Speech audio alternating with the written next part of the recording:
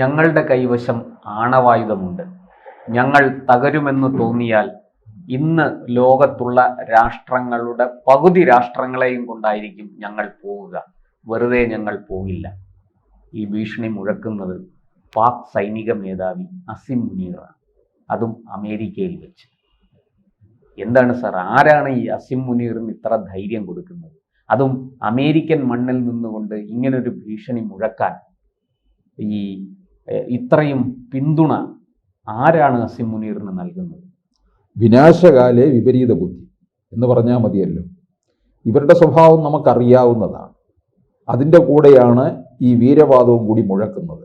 ഇദ്ദേഹം ആരും ലോകത്തെ മുഴുവൻ നിയന്ത്രിക്കുന്ന ആളാണ്. പാകിസ്ഥാൻ മുഴുവൻ നമ്മൾ പറയാറുണ്ട് സൈന്യമാണ് ഭരിക്കുന്നത്. ഇപ്പൊ ഈ സൈനിക മേധാവിയല്ലേ അസീം മുനീർ. അദ്ദേഹം പറയുന്നത് എന്താണ്? ലോകത്തെ ഞങ്ങളെ നശിപ്പിക്കാൻ ശ്രമിച്ചു കഴിഞ്ഞാൽ ഞങ്ങൾ ലോകത്തിന്റെ പകുതി ഭാഗവുമായിട്ട് ഞങ്ങൾ നശിപ്പിക്കാനൊന്നും അല്ല, ഞങ്ങൾ തകരുമെന്ന് തോന്നിയാൽ. അവരെ ആരും തകർക്കാൻ ചെല്ലുന്നില്ല, സ്വയം തകരുകയാണ്. അത് അവര് തകർന്ന് ഏതാണ്ട് തരിപ്പണമായി. എന്നിട്ടും വീരവാദം തീർന്നിട്ടില്ല.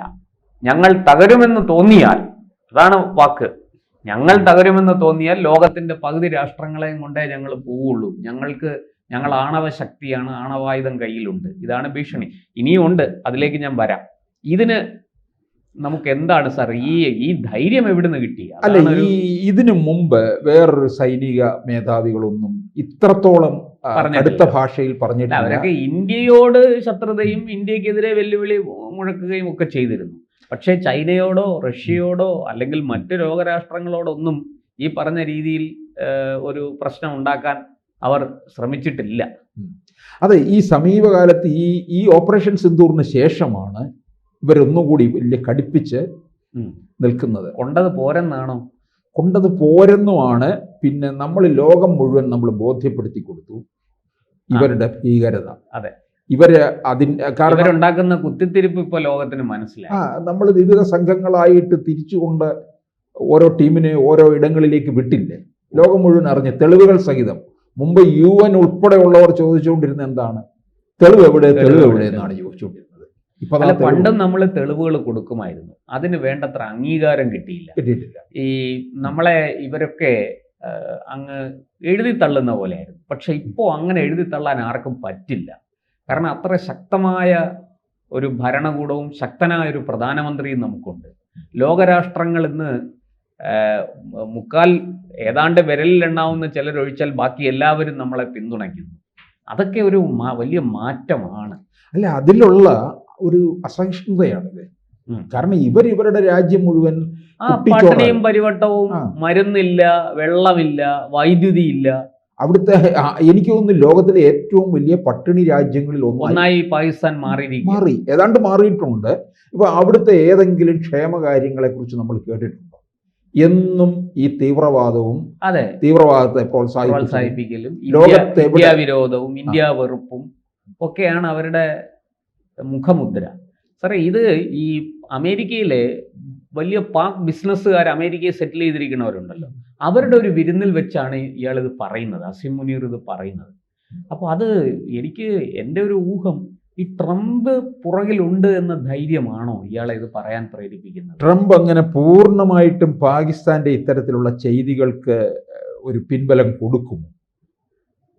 ട്രംപ് ചില കാര്യങ്ങൾ ഇന്ത്യയോട് ട്രംപിന് വലിയ ഒരു അസഹിഷ്ണുതയും വിരോധവും ഒക്കെ ഉണ്ട്. അതായത് ഒന്നാമത്തെ കാര്യം, ഇന്ത്യ 4-ൽ നിന്ന് 3-ലേക്ക് സാമ്പത്തിക ശക്തി GDP വളർച്ച കുതിക്കുന്നു. 4-ാം സ്ഥാനത്ത് നിന്ന് 3-ാം സ്ഥാനത്തിലേക്ക് കുതിക്കുന്നു. പിന്നെ മേളിൽ ചൈനയും അമേരിക്കയും മാത്രമേ ഉള്ളൂ. മറ്റൊരു പ്രധാന കാര്യം, ഇന്ത്യക്ക് ഇപ്പോൾ അമേരിക്കൻ നിർമ്മിത ആയുധങ്ങൾ വേണ്ട, അമേരിക്കയുടെ F-35 വേണ്ട. ഇന്ത്യ പറഞ്ഞു നിങ്ങളെ പാട്ടിന് പോക്കോ, ഞങ്ങളെ വഴി നോക്കിക്കൊള്ളാം. റഷ്യയുമായിട്ട് കൂടുതൽ അടുക്കുന്നു, ചൈനയുമായിട്ട് കൂടുതൽ അടുക്കുന്നു, സ്വന്തമായിട്ട് ആയുധങ്ങൾ നിർമ്മിക്കുന്നു, വലിയ ഗവേഷണങ്ങൾ ആ രംഗത്ത് നടക്കുന്നു. ഇസ്രായേലിന് വരെ ബ്രഹ്മോസ് വിൽക്കാൻ തയ്യാറായി നിൽക്കുകയാണ് ഇന്ത്യ. ഇപ്പോൾ ഓപ്പറേഷൻ സിന്ദൂർ എന്ന് പറയുന്നത് ഇന്ത്യയുടെ ഈ ആത്മനിർഭർ ഭാരത് എന്ന് പറയുന്ന പദ്ധതിയും അതിലൂടെ ഇന്ത്യയുടെ ആത്മവിശ്വാസവും ഒക്കെ വർദ്ധിപ്പിച്ചിരിക്കുകയാണ്. അപ്പോൾ ഇതെല്ലാം ട്രംപിന് വലിയ വെല്ലുവിളിയാണ്. ട്രംപിനെ സംബന്ധിച്ച് ഈ ഉണ്ടാക്കി വച്ചിരിക്കുന്ന ആയുധങ്ങൾ കച്ചവടം അടിച്ച് പോയില്ലെങ്കിൽ വലിയ നഷ്ടമാണ്. ഇപ്പൊ തന്നെ വലിയ സാമ്പത്തിക പ്രതിസന്ധിയിലാണ്. പ്രശാന്ത് പറയുന്നത് ഈ ട്രംപ് ഈ അസീം മുനീറിനെ കൊണ്ട് പറയിക്കുന്നത് ആത്മവീര്യം കൊടുക്കുന്നു, അതെ എന്നാണ്. എന്ന് മാത്രമല്ല, ട്രംപ് അല്ലേ ഇത് പറയിക്കുന്നത് അസീം മുനീറിനെ. അതെ, അസീം മുനീറിനെ പോലുള്ള ഒരാൾ, അതും ഈ ഏതാണ്ടൊരു ഭീകരതയുടെ കേന്ദ്രമായിട്ടുള്ള ഒരിടത്ത് നിന്ന് ഇത്തരത്തിലൊരു സ്വരം ഉയരുമ്പോൾ ലോകത്തുള്ള ട്രംപിനെ പോലുള്ള ഒരാൾ ഈ വാക്കുകൾക്ക് അപ്പം തന്നെ തടയിടുകയാണ് വേണ്ടത്. പക്ഷെ അത് ചെയ്യുന്നില്ല.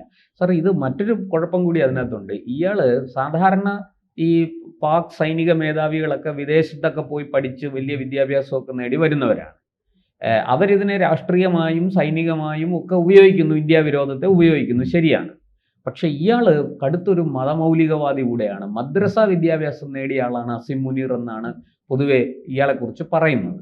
അങ്ങനെയെങ്കിൽ അത് തീർച്ചയായിട്ടും ഈ കടുത്ത മതമൗലികവാദത്തിൻ്റെയും ഭീകരവാദത്തിൻ്റെയും ഒക്കെ ഒരു വിളനിലമായ അസീം മുനീറാണ് ഇത് പറയുന്നതെന്നും കൂടി നമ്മൾ ഓർക്കണം. മറ്റൊരു കാര്യം കൂടി, ഞാൻ നേരത്തെ പറഞ്ഞല്ലോ, ഭീഷണി അവിടെ നിൽക്കുന്നില്ല, തുടരുന്നു. അതായത് സിന്ധു നദീജല കരാർ നമ്മൾ റദ്ദാക്കിയിരിക്കുകയാണ്.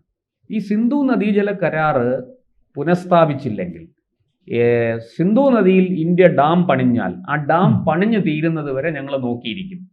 പണിഞ്ഞ് തീർന്നാൽ 10 മിസൈലുകൾ അയച്ച് അതിനെ തകർക്കും എന്നാണ്. ഈ വീരവാദം മുഴക്കുന്നവനൊന്ന് ആലോചിക്കണം. പാകിസ്ഥാന്റെ director general of military operation കരഞ്ഞ് കാല് പിടിച്ചു ഇന്ത്യയുടെ വെടിനിർത്തണമെന്ന്. കാരണം എന്താ? നമ്മൾ ഇവിടുന്ന് അങ്ങോട്ട് അയച്ച മിസൈലുകളാണ്. അവരവിടെ നിന്ന് ഇങ്ങോട്ട് 2 ദിവസം 48 മണിക്കൂർ തുടർച്ചയായിട്ട് മിസൈലുകളും ഡ്രോണുകളും റോക്കറ്റുകളും വ്യോമാക്രമണവും ഒക്കെ നടത്തി നോക്കി. വല്ലതും ഒരു രോമത്തിനെങ്കിലും കേടുപറ്റിയോ? നമ്മളിതെല്ലാം ഇന്ത്യൻ വ്യോമാതിർത്തി കടക്കാൻ സമ്മതിച്ചില്ല, അതിനു മുമ്പേ തകർത്ത് എറിഞ്ഞു. 12 വ്യോമത്താവളങ്ങൾ തകർത്ത് കൈ കൊടുത്തു. എന്നിട്ടാണ് ഒരു യുദ്ധവിമാനം പോലും അവിടെ നിന്ന് പറന്നു പോകുന്നില്ല. ആ സാഹചര്യമായി. എന്നിട്ടാണ് പറയുന്നത് ഞങ്ങൾ 10 മിസൈൽ അയക്കും. അല്ല, ഇതിനകത്ത് ഈ സിന്ധു നദിയിൽ ഇങ്ങനെ ഒരു കാര്യത്തിലേക്ക് പോകാൻ ഇടവരുത്തിയതാരാ? അതെ, ഇവര് തന്നെയല്ലേ? അതെ, താൻ കുഴിച്ച കുഴിയിൽ താൻ തന്നെ വീണു. എന്നിട്ടും അവിടുന്ന് എങ്ങനെയെങ്കിലും കരകയറാനല്ല ശ്രമിക്കുന്നത്, അവിടെ കിടന്ന് വെല്ലുവിളിക്കുകയാണ്. അല്ല, ഈ ഓപ്പറേഷൻ സിന്ദൂർ തന്നെ അവര് നമ്മുടെ കാല് പിടിച്ച് അപേക്ഷിക്കുന്നു, എന്നിട്ടാണ് ഈ വീരവാദവും മുഴക്കുന്നത്. അതും അമേരിക്കയിൽ പോയി. അപ്പൊ ഇതൊരു ഒരു ട്രംപ് മുനീർ ഗൂഢാലോചന. അമേരിക്കയിൽ പോയിട്ടാണ് ഇത് പറഞ്ഞത്. അതെ അതെ അതെ. അപ്പൊ അതുകൊണ്ടാണ് ഈ ഒരു ട്രംപ് മുനീർ ഗൂഢാലോചന അതിനകത്തുണ്ട് എന്ന്. പ്രത്യേകിച്ച് ട്രംപ് ഇവരുമായിട്ട് ഇപ്പൊ സമീപകാലത്ത് കുറച്ച് അടുക്കുന്നു എന്നുള്ളതും നമ്മളുമായിട്ട് അല്പം അകലുകയും. പാകിസ്ഥാനെ ഉപയോഗിച്ചാണ് ഇറാന്റെ രഹസ്യങ്ങൾ ചോർത്തിക്കൊണ്ടിരിക്കുന്നത് ട്രംപ്. അപ്പൊ ഇതെല്ലാം ഈ ഇറാനെ പിടിച്ചു കെട്ടേണ്ടത് എണ്ണ വ്യാപാരത്തിൽ അമേരിക്കയ്ക്ക് വളരെ അത്യാവശ്യമാണ്.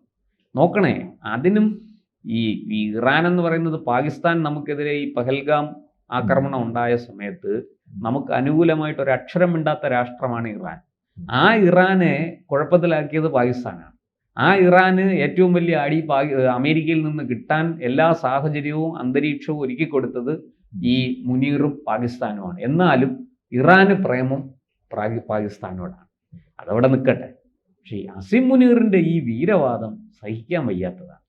അത് കാരണം ഇത്രയേറെ തിരിച്ചടികൾ കിട്ടി, വലിയ നാശനഷ്ടങ്ങൾ അവിടെ ഉണ്ടായി എന്ന് മാത്രമല്ല, നമ്മൾ വ്യക്തമായിട്ട് പറഞ്ഞു, അവിടുത്തെ സിവിലിയന്മാരെയോ അവിടുത്തെ സൈന്യത്തെയോ ആക്രമിക്കാൻ നമുക്ക് ഉദ്ദേശമില്ല. ഞങ്ങളെ ചെയ്യണമായിരുന്നെങ്കിൽ ഇന്ത്യക്ക് അത് വളരെ നേരത്തെ ചെയ്യാമായിരുന്നു.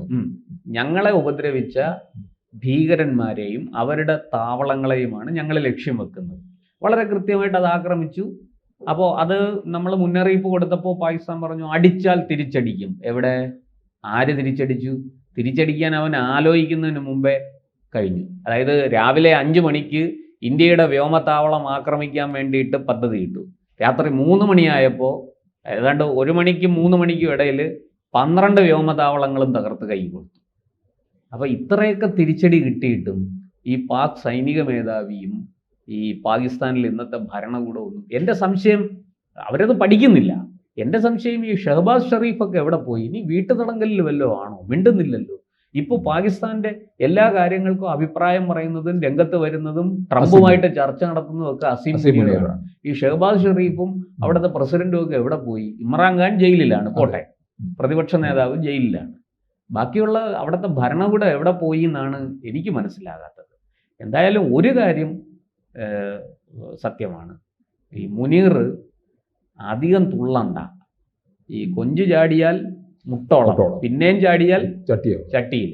ഇതാണ് അവസ്ഥ. അതുകൊണ്ട് അധികം കൊഞ്ചാവണ്ട, ഇന്ത്യ പിടിച്ച് ഫ്രൈ ആക്കും.